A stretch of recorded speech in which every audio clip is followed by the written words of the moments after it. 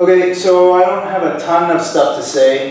This is based on some research that kind of just fell out of my master's thesis, unintentionally. So I'm talking about compression and decompression in cognition. The basic idea is that, obviously, I think we can all take for granted that compression of signals in the environment is critical to an organism's success or to an agent's success more generally. The claim here is that decompression plays an equally critical role and not just decompression as a symmetric relation to compression.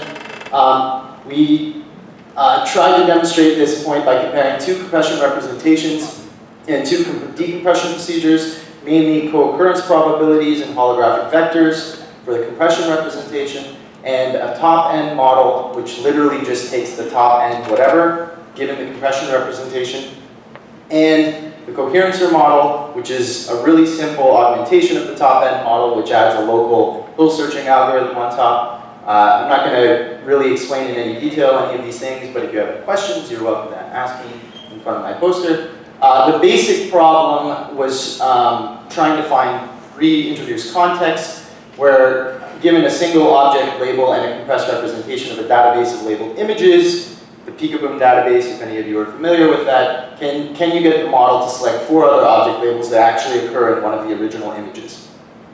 And I also show in the paper that, I think I show in the paper, in another paper, that this is not, it's not trivial. The representations do not encode enough, explicitly encode enough information to actually get back what other objects you should choose. I did a logistic regression analysis, but there's a lot of details there, and I'd just rather show you this because it's quite obvious visually here. So out of all 8,372 labels, this was the number of labels on average that they got, the model correctly managed to do it. And as you can see here, across there is a differentiable effect both as a consequence of the model and as a consequence of the compression representation, which are on the bottom. The models are illustrated by the lines. And there's also, in psych, we use this stuff all the time. There's the lines just kind of show you that there's an interaction occurring across these two independent variables. Okay, so we use this kind of really simple task to make a very preliminary argument saying that, well, here's an empirical demonstration that if you only pay attention to compression, or I don't know anybody doing this, but if somehow you only paid attention to decompression, in domains that do not explicitly represent all the information that you're interested in, which I would argue is probably everything to a certain extent, then you will get an incomplete description of the process. I know that's a very, very general claim. I'm trying to just say, well, this is suggestive, but that's about it.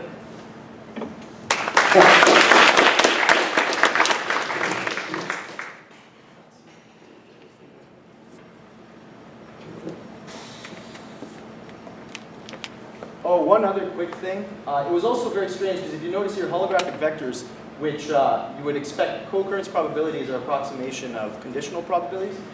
In our original assumption, we expected that holographic vectors, which are like a version of holographic symbolic architectures, would have done a lot better. But one of the surprising findings here was that for some reason, possibly my implementation, we did incredibly bad. And that there was a more drastic improvement with the better model.